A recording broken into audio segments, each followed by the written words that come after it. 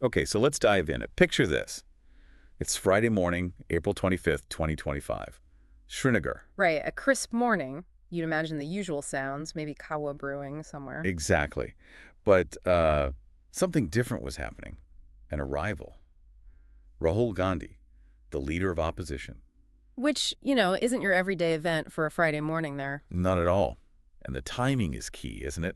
This wasn't just a random visit. No, absolutely not. It was, well, directly because of that awful terror attack in Pahalgam just before. A truly horrific event. And we need to remember, something like that, even though it happens in Pahalgam, it really sends shockwaves much wider across the country. Definitely. It touches everyone. It's not just a local tragedy. Far from it. It taps into national concerns, security, that Yeah. kind of thing. So what was his first move? Where did he go? Straight to the Army's 92 base hospital, Badamibagh Cantonment. Okay. And think about that choice, visiting the injured right away. Yeah, I mean, that sends a powerful signal, doesn't it? It's very visual. It really is. It's about showing up, standing with the people directly affected. And it's a message, loud and clear. We won't be intimidated. It's resilience in a Right. very human way. A direct kind of defiance, you can say.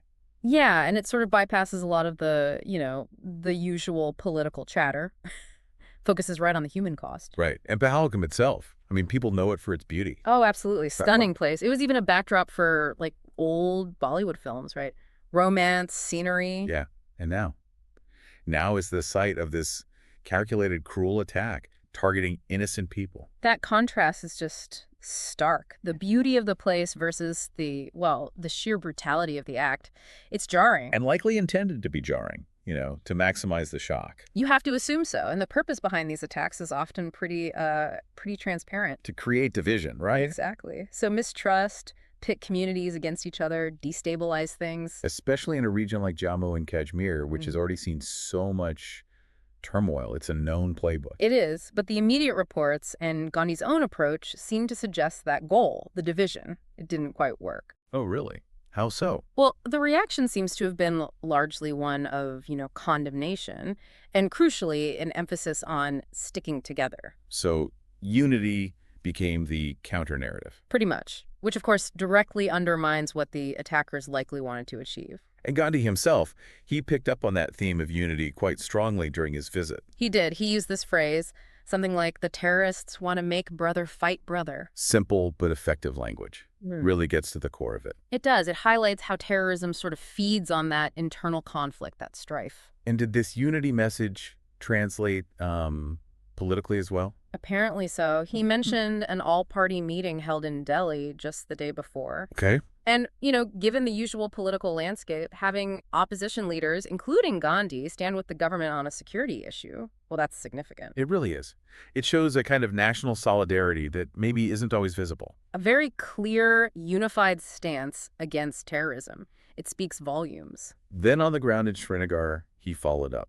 Yes, met with key figures there. Lieutenant Governor Manoj Sinha and also Chief Minister Omar Abdullah. Getting briefings, I assume. Offering support. Exactly. Briefings on the situation and Gandhi assuring them of his and his party's support. It reinforces that unified front. Right, connecting the national response with the local leadership. A coordinated picture. Precisely. But he also touched on something else, something quite disturbing that can sometimes happen after attacks like this. What was that? These reports of Kashmiris facing harassment in other parts of India. Oh, that's deeply concerning and just wrong. He condemned it quite clearly, called it sad that people would target their brothers and sisters from Kashmir. It's completely illogical, isn't it? Blaming an entire community for the actions of terrorists. Totally illogical. He apparently used an analogy, something like blaming your neighbor because a storm damaged your house.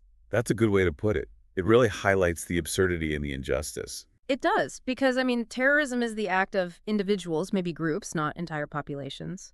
Blaming innocent people just plays into the terrorists' hands by creating more division, more resentment. Absolutely. So beyond the political meetings and condemning that harassment, did he connect with other groups? Yes, and this is quite important. He met with delegations of traders, student leaders, and people from the tourism sector. Ah, okay.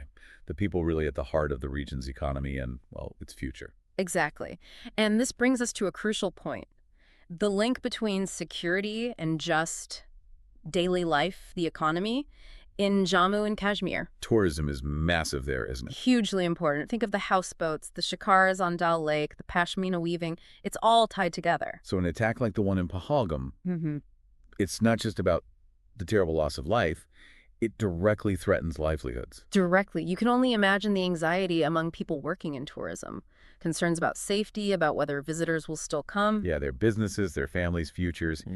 It all feels suddenly precarious. So by meeting these groups, Gandhi was, acknowledging their importance, hearing their specific worries firsthand. Connecting with the real-world impact on the ground, Mhm. not just abstract politics. Right. And if we zoom out again, look at the broader context, Jammu and Kashmir's location, its history, it's geopolitically significant. Things that happen there don't just stay there. They have national, sometimes even international ripple effects. Absolutely. So an attack like Pahalgam, it really tests India's, its resilience, its unity. And its ability to balance security needs with basic humanity.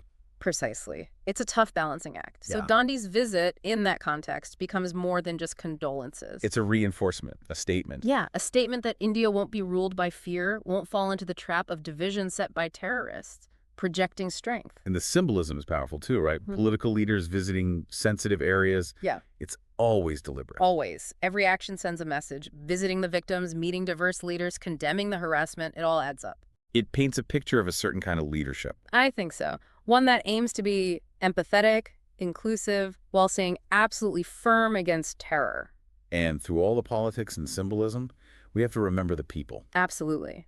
The families grieving, the workers worried about their jobs, the students with dreams for the future. Gandhi's visit, whatever its political goals, it did bring those people, their experiences, into the national focus, even for a short time. Which is important. Now, looking ahead, it's realistic to expect future challenges, unfortunately. That's the hard reality. But the core takeaway, the message that seems central to Gandhi's visit, is that terrorism only really wins if it divides us. If it breaks that unity. Exactly.